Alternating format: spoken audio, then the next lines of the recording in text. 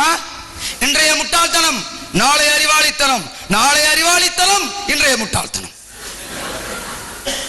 இன்னைக்கு பூமை உருண்டானுமா, நாளைக்கு வந்து தட்டானுமா, அடுத்த நாள் வந்து சம்சா மாதிரி முக்காலா இருக்கணுமா, எல்லாத்தையும் கேட்டு தலையாட்டுவான், சத்தியத்தை மட்டும் தெரிஞ்சுக்க மாட்டான்.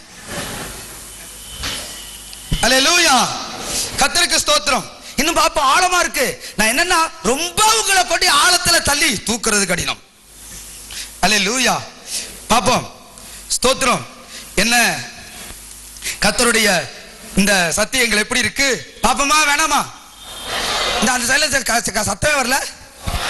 பாப்போம் பாப்போம் மத்தியானம் எப்படி இருக்குன்னா ஸ்தோத்திரம் எப்படிதான் இருக்குன்னு பாப்போம். அதுக்கப்புறம் முடிவு பண்ணிக்கலாம் இருக்கிறதா இல்லையா. கர்த்தருக்கு ஸ்தோத்திரம். அல்லேலூயா. டார்வின் ஒருத்தர் இருந்தாரு. இந்த உலகத்தை கெடுக்கிறவர் இந்த கிறிஸ்தவன் தான் தெரியுமா?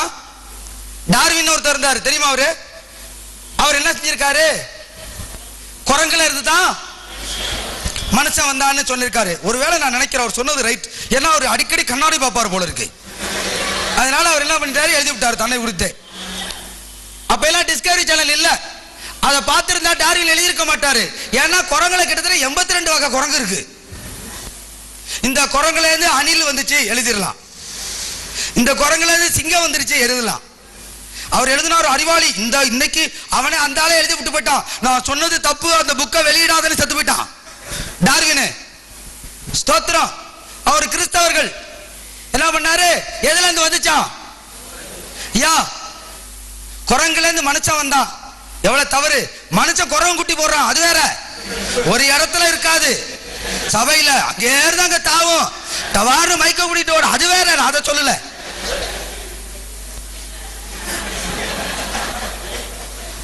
டார்வின் கொள்கையை பேசுற நான் பேசுறேன். இன்னைக்கு நீங்க தான் மாட்டீங்க.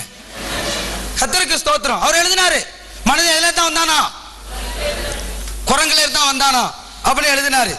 ஸ்தோத்திரம். டிஸ்கவரி சேனல் தான் பார்த்து எழுதிருக்க மாட்டார். நான் ஒன்னு சொல்றேன், அது ஏண்டான்னு கேட்டாங்களா?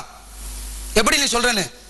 குரங்குடைய பரிமாண வளர்ச்சி தான் என்னது மனிதன். நல்ல அறிவாளி ஆராயணும். நான் டார்வின் கொள்கைக்கு விரோதமானவன் அல்ல. டார்வின் கொள்கை முட்டாள்தனம், நான் முட்டாள்தனத்துக்கு விரோதமானவன். அல்லேலூயா. அவன் ஒரு கிறிஸ்தவன், ஏதோ படிச்சிருக்கணும். ஸ்தோத்திரம். ஆதியாகமம் 1 அதிகாரம் 3 அதிகாரத்தை சரியா படிச்சிருக்கணும் அவன். அல்லேலூயா. இந்த வெள்ளக்கார பயலுங்க செய்யற வேலை என்ன தெரியுமா? இந்த பைபிளை ஒழுங்கா படிக்க மாட்டான். என்னடா அப்படி சொல்றேன்றீங்களா? ஸ்தோத்திரம். இந்த பைபிளை ஒழுங்கா படிக்க மாட்டான், மித்த எல்லாத்தையும் படிப்பான். நம்ம பைபிள் எப்படி தெரியுமா? அறிவு கர்த்தர் நம்ம கையில கொடுத்து வச்சிருக்காரு, அவன் தான் செய்யல நீ செய்யறான்னு. இதை ஒழுங்கா படிக்க மாட்டான். ஆப்பிள் டீ மூடி அப்படி சொன்னாரு, பாட்டில் டீ பாட்டம் அப்படி சொன்னாரு, இததான் பேசுவான். நாளைக்கு பார் ரமேஷ் இதை சொன்னார்னு 6000 காலம் வரும், பவுல் இதை சொன்னார்னு 6000 காலம் வரும், இதோ எஸ்தர் இதை சொன்னார் காலம் வரல பாருங்கய்யா. கர்த்தருக்கு ஸ்தோத்திரம். எழுதிட்டார். குரங்களே தான் எப்படின்னா பரிமாண வளர்ச்சியா. அப்ப நான் ஒண்ணு சொல்றேன், பரிமாண வளர்ச்சி என்றா எப்படின்னா ஒரு பூ இருக்கு, அது முதிர்ந்தா என்ன ஆகணும்? காய் முதிர்ந்தா என்ன ஆகணும்? இதான் பரிமாண வளர்ச்சி. பழம் இருக்கும் பொழுது காய் இருக்கும் பொழுது எது இருக்காது? பூவுடைய பரிமாண வளர்ச்சி என்ன ஆயிடும்? காயா மாறிடும். காயுடைய பரிமாண வளர்ச்சி என்ன ஆயிடும்? கனியா மாறணும். பரிமாண வளர்ச்சி இருக்கும், பூ இருக்காது, காய் இருக்காது. குரங்கட பரிமாண வளர்ச்சி தான் அப்படின்னா டார்வின் சொல்றது உண்மைன்னா நான் சொல்றேன்